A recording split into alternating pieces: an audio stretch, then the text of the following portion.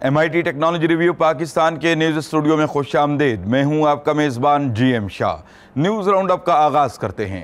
Bulletin के आगाज़ में आपको बताते हैं कि पाकिस्तान बहुत जल्द मज़ीद न्यूक्लियर पावर रिएक्टर्स कायम करेगा। इस हवाले से पाकिस्तान एटॉमिक एनर्जी कमीशन के चेयरमैन ने कहा है कि फिलवक्त 5 छोटे न्यूक्लियर पावर रिएक्टर्स काम कर रहे हैं जो कुल 1300 मेगावाट तवानाई पैदा कर रहे हैं और नए न्यूक्लियर रिएक्टर से 8800 मेगावाट तवानाई हासिल हो सकेगी।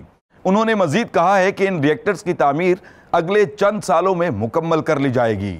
और अब आपको बताते हैं कि माहिरीन ने ऐसे जदीद पानी वाले पाइप्स तैयार किए हैं जो जलजले से भी मुतासिर नहीं हो सकते।